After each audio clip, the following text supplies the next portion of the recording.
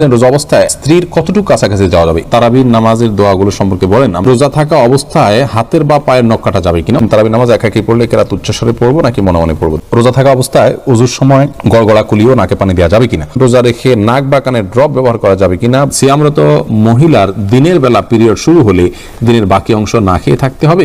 ইফতার ও সাহারি নিয়ত সম্পর্কে কিছু বলবেন। মুখে আরবি উচ্চারণ করা কি জরুরি? কেউ যদি ফরজ সালাত আদায় না করে রোজা রাখে, তার রোজা রাখার যৌক্তিকতা কতটুকু? রোজা রেখে অহেতুক কথা বললে কোনো সমস্যা হবে কিনা? রোজা রেখে মেহেদি নখে আর মাথায় দেয়া যাবে কিনা? আমার গত বছরের রোজা এখনো কাজা রয়েছে, এখন আমার কি করা উচিত? আমাদের মসজিদে খুব দ্রুত তারাবি পড়ে, তাই বাসায় পড়লে কি সমস্যা হবে? রোজা রাখা অবস্থায় স্বপ্নদোষ হলে রোজা থাকবে কিনা? শয়তানকে রমজানে বেঁধে রাখা হয়, কিন্তু তারপরও নামাজে মন স্থির থাকে না, এর জন্য কি করতে পারি? লুৎফুন নেসা জানতে চেয়েছেন, আমার গত বছরের রোজা এখনো কাজা রয়েছে, এখন আমার কি করা উচিত? অবশ্যই আপনি রমজানের ফরজ রোজাগুলো আগে রাখবেন, রাখার পর আপনি রমজান শেষ হওয়ার পর খুব দ্রুততার সাথে আগের রোজাগুলো রেখে ফেলবেন। আপনার উচিত ছিল এই রমজান শুরু হওয়ার আগেই সেই কাজা রোজাগুলো রেখে ফেলা। ইয়াকুব হুসাইন জানতে চেয়েছেন, রোজা রাখা অবস্থায় স্বপ্নদোষ হলে রোজা থাকবে কিনা? থাকবে, কোনো অসুবিধা নেই। স্বপ্নদোষ মানুষ ইচ্ছাকৃত করে না, অতএব স্বপ্নদোষ হলে বীর্যপাত হয়ে গেলে ঘুমের মধ্যে আপনার রোজা কন্টিনিউ করতে পাওয়া হবে। স্বপ্নদোষের কারণে বীর্যপাত হলে সে কারণে আপনি গোসল করবেন, গোসল ফরজ হবে আপনার, কিন্তু রোজা ভাঙবে না। আশরাফুদ্দিন জানতে চেয়েছেন, আমাদের মসজিদে খুব দ্রুত তারাবি পড়ে, তাই বাসায় পড়লে কি সমস্যা হবে? আপনি যদি এত দ্রুত তারাবি পড়ে যে নামাজ হয় কিনা এটা সন্দেহ হয়, মানে রোকনগুলাই ঠিক মতো করে না, দাঁড়ায়া একটু অপেক্ষা করে, এটা করে না, রুকুতে আপনার যতটুকু না অপেক্ষা করে না ততটুকু করে না, এত দ্রুত যদি করে অনেক সময় রুকু থেকে উঠে সাথে সাথে চলে যায়, একটু এক সেকেন্ড অপেক্ষা করে না, এরকম করলে তো তার নামাজই হয় না। এরকম ব্যক্তির পিছনে না পড়ে বাসায় পড়া উত্তম। কিন্তু যদি একটু তেলাওয়াতটা তাড়াহুড়া করে, কিন্তু এত তাড়াহুড়া করে না যে নামাজ বিশুদ্ধ হয় না, তাহলে সেক্ষেত্রে আপনাকে জামাতের সাথে আদায় করাটাই উচিত হবে, উত্তম হবে। যদিও তারাবির নামাজ কেউ জামাতের সাথে আদায় না করলে কোনো গুনাহ হবে না, তার মধ্যে তিনি একা পড়তেও পারবেন, কিন্তু জামাত নামাজ অবশ্যই 27 গুণ বেশি সওয়াব রাখে। খায়রুন নাহার জানতে চেয়েছেন, রোজা রেখে মেহেদি নখে আর মাথায় দেয়া যাবে কিনা? রোজা রেখে হাতে, নখে ইত্যাদিতে মেহেদি দেওয়াতে কোনো অসুবিধা নেই। সে আপনি আবিদ হোসেন জানতে চেয়েছেন, রোজা রেখে অহেতুক কথা বললে কোনো সমস্যা হবে কিনা? অহেতুক কথা বললে রোজার ক্ষতি হবে, মান কমে যাবে, কারণ ইমানদারের সফলতার পূর্বশর্ত হলো তিনি অহেতুক কাজ থেকে বেঁচে থাকবেন। কোরআন কারীমের সূরা মুমিনুন 18 নম্বর পারার প্রথম দিকে আল্লাহ তাআলা বলেছেন, ওই সমস্ত ইমানদাররা সফল হবে আল্লাযীনা হুম আনিল লাগবি মুরিদুন, যারা অনর্থক এবং অহেতুক কথা কাজ থেকে বিরত থাকে। অতএব রোজা রেখে যে কাজটা আমাদের জন্য অনুচিত কাজ, হাদিসে নিষেধ আছে, সেই কাজটা করা আমাদের অনুচিত। রোজার মান এতে কমে যায়, কিন্তু মৌলিকভাবে রোজা আদায় হয়ে যাবে, সমস্যা নেই, স্ট্রাকচার ঠিক থাকবে, কিন্তু রোজার প্রাণ অনেকটাই দুর্বল হবে বা রোজার মান কমে যাবে। আবু বকর সানি আপনি জানতে চেয়েছেন, শয়তানকে রমজানে বেঁধে রাখা হয়, কিন্তু তারপরও নামাজে মন স্থির থাকে না, এর জন্য কি করতে পারি? শয়তানকে রমজানে বেঁধে রাখা হয়, কিন্তু আমাদের মন বা প্রবৃত্তি যেটা আছে সেটাকে বেঁধে রাখা হয় না, অতএব সে তো আমাদেরকে মন্দ কাজের দিকে পরিচিত করে। আল্লাহ বলেছেন, ইন্নান নাফসা লাম্মারাতুন বিসসু, মানুষের প্রবৃত্তি মানুষের খারাপ কাজের নির্দেশ দেওয়া। অতএব শয়তানের শুধুমাত্র যে এই কাজ করে তা নয়, সেই জায়গা থেকে আমাদের নফস বা প্রবৃত্তি আমাদেরকে কিন্তু ক্ষতিগ্রস্ত করে, সেটাকে নিয়ন্ত্রণ করা শিখতে হবে। শাকুল খান জানতে চেয়েছেন, কেউ যদি ফরজ সালাত আদায় না করে রোজা রাখে, তার রোজা রাখার যৌক্তিকতা কতটুকু? তিনি রোজা রাখছেন, একটা ফরজ আদায় করতেছেন, এজন্য আমরা অবশ্যই তাকে অ্যাপ্রিসিয়েট করবো যে তিনি অন্তত একটা ফরজ আদায় করতেছেন, কিন্তু রোজা নামাজ না পড়ে রোজা রাখার মানে হলো যে তিনি লুঙ্গি না পরে আপনার গেঞ্জি পরার জন্য অস্থির হয়ে উঠেছেন। ব্যাপারটা এরকম হয়ে যাবে, গেঞ্জি পরাও দরকার, কিন্তু লুঙ্গি পরার তার চেয়ে বেশি দরকার। অতএব নামাজটাকে সবচেয়ে বেশি গুরুত্বের সাথে দিতে হবে, তারপর তিনি রোজার জন্য চেষ্টা করতে হবে। নামাজ না পড়ে রোজা রাখা, এটা হলো নামাজের গুরুত্ব বা সালাতের গুরুত্ব না বুঝার কারণে। আল্লাহ তাআলা আমাদের ভাইকে বোঝার তৌফিক দান করুন। শিহাব মন্ডল জানতে চেয়েছেন, রোজা অবস্থায় আতর বা পারফিউম ব্যবহার করার বিধান কি? উত্তর হলো জায়েজ আছে, কোনো অসুবিধা নেই, আতর পারফিউম ব্যবহার করা যাবে, রোজা রেখে তেল ব্যবহার করা যাবে, কোনো অসুবিধা নেই। পিয়াস এমডি রাইসুল রেজা জানতে চেয়েছেন, সিয়ামরত মহিলার দিনের বেলা পিরিয়ড শুরু হলে দিনের বাকি অংশ না খেয়ে থাকতে হবে, খেলে কি গুনাহ হবে? না খেয়ে থাকা উচিত, বাকি অংশ তার রোজার সম্মানার্থী করা উচিত। সাইদুর রহমান জানতে চেয়েছেন, ইফতার ও সাহারি নিয়ত সম্পর্কে কিছু বলবেন। মুখে আরবি উচ্চারণ করা কি জরুরি? ভাই সাইদুর রহমান, নিয়ত হলো ইচ্ছা করার নাম। নিয়ত শব্দের অর্থ হলো ইচ্ছা করা, আর ইচ্ছা মানুষ মন দিয়ে করে। আমি ইচ্ছা করেছি, অর্থাৎ আমি মনে মনে কোনো প্ল্যান করেছি, এটার নামই হলো নিয়ত করা। রোজার নিয়ত করতে হবে অন্যান্য সমস্ত আমলের মতো, ইন্নামাল আমালু বিন্নিয়াত, সমস্ত আমলের নিয়তের উপর নির্ভরশীল। নিয়ত না থাকলে কোনো আমলই গ্রহণযোগ্য হবে না। কিন্তু নিয়তের মানে এই নয় যে মুখে উচ্চারণ করতে হবে। শরীয়ত আমাদেরকে মুখে উচ্চারণ করে নিয়ত করার কোনো শিক্ষা দেয়নি, এবং রোজার জন্য আলাদা কোনো নিয়তের শিক্ষা আল্লাহ তাআলা দেননি। নামাজের ক্ষেত্রেও কোনো নিয়ত, রোজা মুখে নিয়ত করার কোনো শিক্ষা আল্লাহ তাআলা দেননি। অতএব আমরা মনে মনে আমি যে রোজা রাখছি, এটাই আমার নিয়ত হিসেবে যথেষ্ট হবে। আপনি ভোর রাতে কেন খেতে উঠেছেন? রোজা রাখার জন্য উঠেছেন, এর মানে হলো আপনার রোজা রাখার ইচ্ছা আছে, বাস নিয়ত আছে। আলাদা করে সেটাকে মুখে উচ্চারণ করা আর কোনো নির্দেশ ইসলাম আমাদেরকে দেয়নি, কোনো প্রয়োজন নেই। এটাকে জরুরি মনে করলে একটা দোয়া বানিয়ে নিচ্ছি আমরা, নামায়তু নাসুমা গাদান ইত্যাদি, এরকম দোয়া বানিয়ে নিলে সেটি বরং বিদআতে পর্যবেসিত হতে পারে যদি সেটাকে আমরা সুন্নাহ মনে করি বা রোজার জন্য গুরুত্বপূর্ণ বা জরুরি মনে করি। মেহেদী হাসান মির্জা জানতে চেয়েছেন রোজা রেখে নাক বা কানের ড্রপ ব্যবহার করা যাবে কিনা। ভাই মেহেদী হাসান, রোজা রেখে নাকে ড্রপ দিতে পারবেন না, কারণ নাকে ড্রপ দিলে সেটা গলা যেতে পারে। নবী সাল্লাল্লাহু আলাইহি ওয়াসাল্লাম বলেছেন ওয়ামাদমিদ ইল্লা আন তাকুনা সাইমান, তুমি কুলি করবে কিন্তু রোজাদার হলে গড়গড়া করতে যাবে না, কারণ গড়গড়া করলে ভিতরে পানি যেতে পারে। নাকে ড্রপ দিলে সেটা যেহেতু ভিতরে যেতে পারে, অতএব সেই জায়গায় এখানে নাকে ড্রপ দেওয়া যাবে না রোজা রেখে।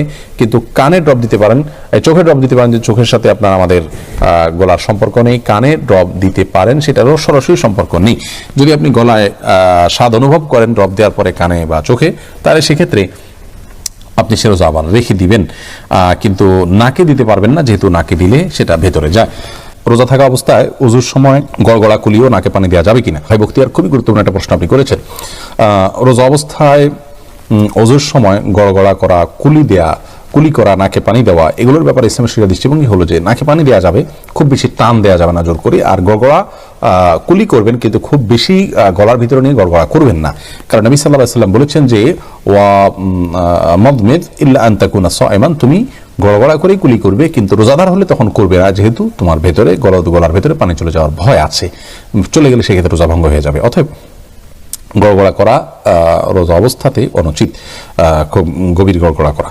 এরপর শেখ মোহাম্মদ শামীম জানতেছেন তারাবি নামাজ একাকি পড়লে কেরাত উচ্চস্বরে পড়বো নাকি মনে মনে পড়বো। দুইটাই করতে পারেন। উচ্চস্বরে পড়বেন এই নিয়তে, আপনি তাকবীর জোরে দিবেন, একামত দিবেন যে আপনি ইমামতি করছেন, কেউ এসে আপনার সাথে পাশে যেন মাঝপথে দাঁড়িয়ে যেতে পারে, সেই জায়গা থেকে আপনি উচ্চস্বরে পড়তে পারেন।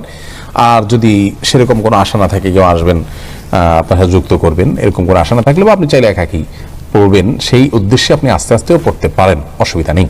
আহমেদ শাহাদাত জানতে চেয়েছেন রোজা থাকা অবস্থায় হাতের বা পায়ের নখ কাটা যাবে কিনা। উচ্চ কাটা যাবে, কোনো অসুবিধা। রোজা রেখে হাত পা নখ কাটা যাবে, এর সাথে রোজা ভঙ্গের কোনো সম্পর্ক নেই।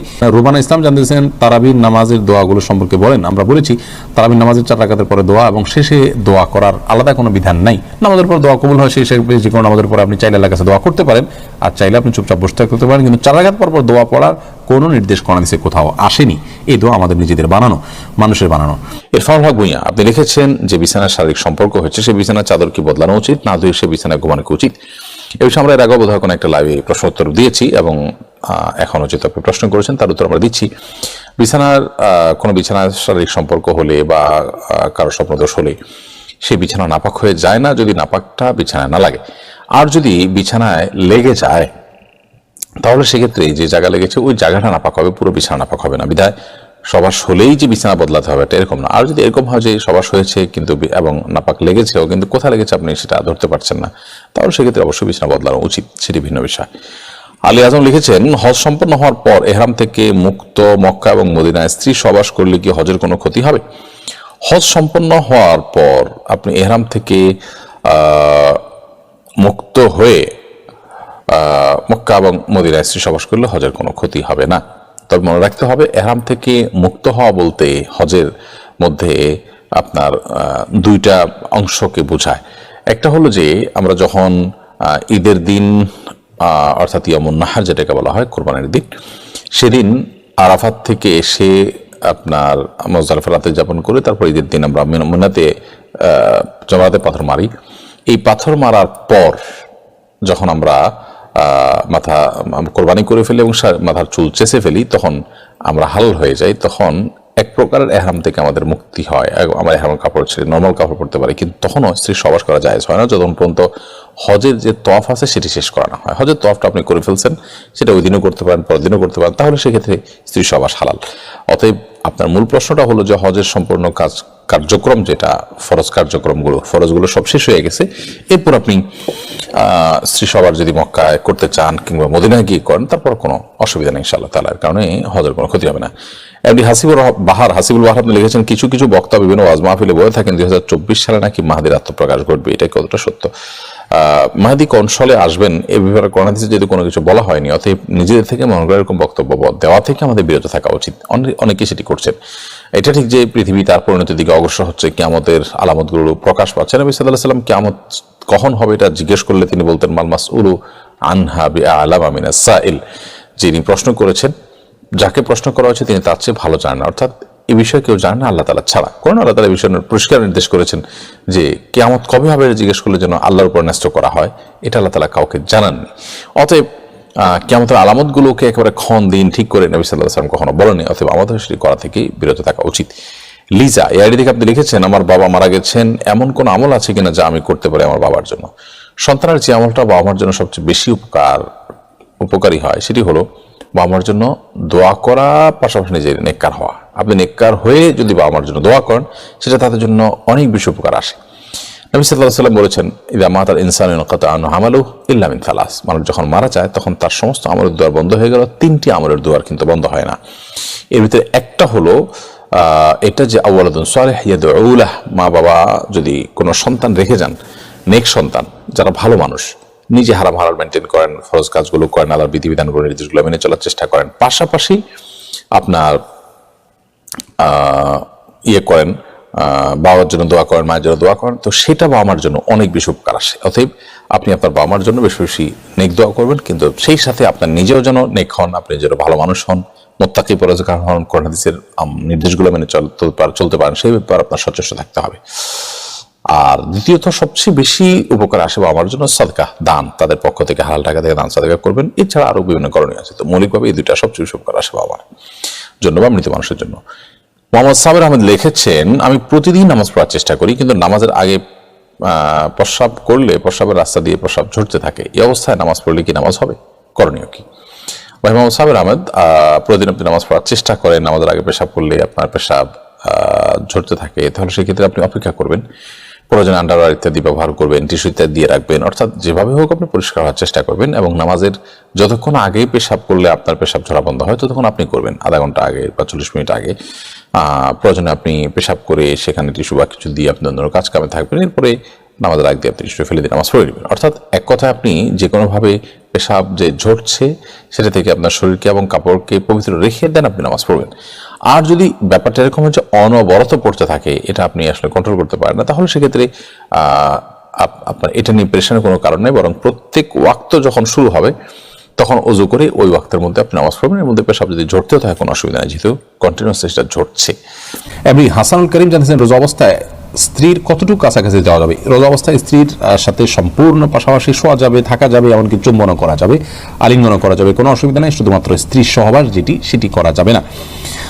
সহবাসটা যাতে না হয় সেই জিনিসটি খেয়াল করতে হবে। লজ্জাস্থানের আপনার মিলন সেটি সরাসরি হারাম, বীর্যপাত না হলেও শুধু সম্মিলনটাই হারাম। এছাড়া আলিঙ্গন চুম্বন হতে পারে। আমাদের আয়েশা রাদিয়াল্লাহু আনহা বলেছেন যে নবী সাল্লাল্লাহু আলাইহি ওয়াসাল্লাম রোজা রাখা অবস্থায় স্ত্রীদের আদর সোহাগ তিনি করতেন, এটি জায়েজ আছে। তবে কেউ যদি সেটি করতে গেলে নিজেকে নিয়ন্ত্রণ করতে পারবেন না এমন আশঙ্কা হয়, তাহলে তার জন্য এটি করা জায়েজ নাই। এরপর নাসরিন বিনতে সাবের আপনি লিখেছেন, আমি খুব ঋণে পড়ে গেছি, এখন কি আমি ব্যাংক লোন নিয়ে পরিশোধ করতে পারি? বোন, ঋণ পরিশোধ করবার জন্য নিজের স্থাবর সম্পত্তি, গহনা, অন্যান্য যা আছে ব্যবসার মালামাল, সেগুলো সব বা যতটুকু প্রয়োজন হয় ততটুকু সেল করে হলেও আপনাকে ঋণ পরিশোধ করতে হবে। আপনি নিজের সে সমস্ত সম্পদগুলো রেখে এরপর যদি আপনি ব্যাংক লোন নিয়ে ঋণ পরিশোধ করেন এবং সুদী লোন নিয়ে করেন, তাহলে সেক্ষেত্রে আপনার এটি হারাম হবে। বিধায় আপনার জড়ে জায়েজ নাই যে ঋণ পরিশোধ করার জন্য ব্যাংক লোনে যাবেন। আপনি অবশ্যই আপনার স্থাবর সম্পত্তি যেগুলো আছে সেগুলো বিক্রি করে হলেও ঋণ দিবেন। আর যদি সেরকম কোনো কিছু আপনার না থাকে, তাহলে সেক্ষেত্রে আপনি অন্যদের কাছ থেকে ঋণ নেওয়ার চেষ্টা করবেন। ঋণ মুক্তির জন্য আপনি সুদী লোন নেওয়া জায়েজ হবে না। ফরিদউদ্দিন লিখেছেন, আমি সস্ত্রীক সৌদি আরবে ওমরা করতে এসেছি, এরহামরত অবস্থায় আমাদের সভা সংগঠিত হয়েছে, অবস্থা আমাদের করণীয় কি?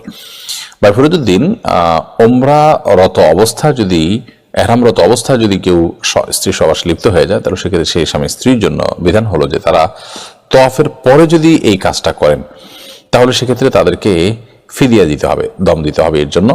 সেই সাথে যে ওমরাটা হয়েছে সেটিকে কাজা করতে হবে এবং যে অন্যায় হয়েছে তার জন্য আল্লাহর কাছে তওবা করতে হবে।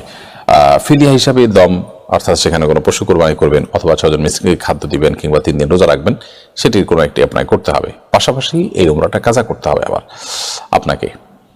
আর যদি আপনি সাইর পরে এটি করে থাকেন, এই সবার হয়ে থাকে সাইর পরে, তাহলে সেক্ষেত্রে অনেক ওলামা ইকরাম বলেছেন সেটারও কাজা করতে হবে।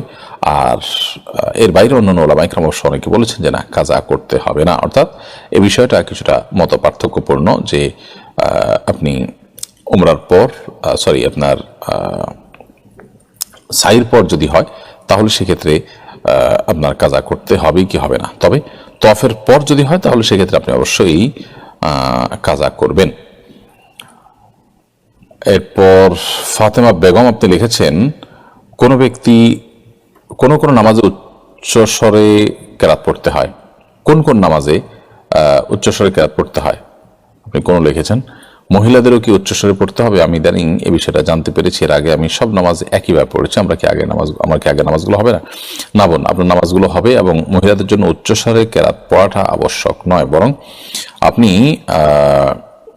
নারী হিসাবে দিনের নামাজ, রাতের নামাজ, সমস্ত নামাজগুলো আপনি নীরবে সাধারণভাবে পড়বেন ইনশাআল্লাহ বিদিল্লাহ, সেটাই আপনার জন্য যথেষ্ট হবে। ইতিপূর্বে যে প্রক্রিয়া আপনি নামাজ পড়েছেন সেটি ইনশাআল্লাহ বিদিল্লাহ আপনার জন্য যথেষ্ট হবে।